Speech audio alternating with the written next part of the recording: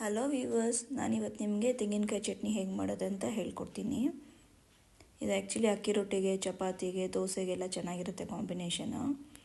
ಇದಕ್ಕೆ ನಾನು ಮೊದಲಿಗೆ ಒಂದು ಅರ್ಧ ಚಿಪ್ಪಾಗೋಷ್ಟು ತೆಂಗಿನಕಾಯಿನ ಚಿಕ್ಕ ಚಿಕ್ಕದಾಗಿ ಕಟ್ ಮಾಡಿ ಇಟ್ಕೊಂಡಿದ್ದೀನಿ. ಖಾರಕ್ಕೆ ಒಂದು 5 ಹಸಿಮೆಣಸಿನ್ಕಾಯಿ, 2 ಟೇಬಲ್ ಸ್ಪೂನ್ ಕಡಲೆಪಪ್ಪು, 1 ಹಿಡಿಯಷ್ಟು ಕೊತ್ತಂಬರಿ, ಒಂದು ಸ್ವಲ್ಪ ಹುಣಸೆಹಣ್ಣು ತೆಗೆದಿಟ್ಕೊಂಡಿದ್ದೀನಿ. ಫಸ್ಟು ತೆಂಗಿನಕಾಯಿನ ನಾವು ಮಿಕ್ಸಿಗೆ ಹಾಕಿ ಒಂದು ರೌಂಡು ಮಿಕ್ಸಿಗೆ ಹಾಕ್ಕೊಂಡು ಬಂದ್ಬಿಡೋಣ. ಗ್ರೌಂಡ್ ಮಾಡಿಕೊಂಡು ಎಲ್ಲ ಒಟ್ಟಿಗೆ ಹಾಕಿದ್ರೆ ಅದು ಸರಿಯಾಗಿ ಪುಡಿ ಆಗೋದಿಲ್ಲ. ಈಗ ಇದು ಆಗಿದೆ ಪೇಸ್ಟು. ಇದಕ್ಕೆ 2 ಟೇಬಲ್ ಸ್ಪೂನಷ್ಟು ಕಡಲೆಪಪ್ಪು ಹಾಕ್ಕೊತಾ ಇದ್ದೀನಿ. ಖಾರಕ್ಕೆ 5 ಹಸಿಮೆಣಸಿನ್ಕಾಯಿ, ನಿಮ್ಮ ಖಾರಕ್ಕೆ ಎಷ್ಟು ಬೇಕೋ ಅಷ್ಟು ಆ್ಯಡ್ ಮಾಡ್ಕೋಬೋದು. ಸ್ವಲ್ಪ ಹುಣಸೆಹಣ್ಣು ಒಂದು ಇಂಚಷ್ಟು. ಇದಕ್ಕೆ ಸ್ವಲ್ಪ ನೀರು ಹಾಕಿ ಪೇಸ್ಟ್ ಮಾಡ್ಕೊಂಡಿದ್ದೀನಿ. ಈಗ ಇದಕ್ಕೆ ರುಚಿಗೆ ತಕ್ಕಷ್ಟು ಉಪ್ಪು, ಕೊತ್ತಂಬರಿ ಸೊಪ್ಪು ತೊಳೆದಿಟ್ಕೊಂಡಿದ್ನಲ್ಲ ಅದು ಒಂದು ಸ್ವಲ್ಪ ಹಾಕ್ಕೊಂಡು ನೀರು ಹಾಕಿ ಫೈನಾಗಿ ಅಲ್ದಿರ ಸ್ವಲ್ಪ ತರಿಯಾಗಿ ಮಿಕ್ಸಿಗೆ ಹಾಕ್ಕೋಬೇಕು. ಈ ಥರ ಇರಬೇಕು. ಈಗ ರೆಡಿಯಾಗಿದೆ ತೆಂಗಿನಕಾಯಿ ಚಟ್ನಿ.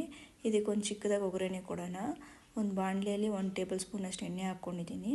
ಅದಾಗ ಒಂದು 1/2 ಟೀ ಸ್ಪೂನಷ್ಟು ಸಾಸಿವೆ, 1/2 ಟೀ ಸ್ಪೂನಷ್ಟು ಉದ್ದಿನಬೇಳೆ, ಒಂದು ಒಣಗಿದ ಮೆಣಸಿನ್ಕಾಯಿ ಹಾಕ್ಕೊತಾ ಇದ್ದೀನಿ. ಇದು ಫ್ರೈ ಆದಮೇಲೆ ಉದ್ದಿನಬೇಳೆ ಲೈಟಾಗಿ ಗೋಲ್ಡನ್ ಬ್ರೌನ್ ಬಂದರೆ ಸಾಕು. ಈಗ ಇದಕ್ಕೆ ಒಂದು ಒಣಗಿದ ಮೆಣಸಿನ್ಕಾಯಿ ಹಾಕ್ಕೊತಾ ಇದ್ದೀನಿ. ಒಂದು ಎಸಳು ಕರಿಬೇವು ಹಾಕ್ಕೊಂಡು ಸ್ಟವ್ ಆಫ್ ಮಾಡಿಬಿಡಿ.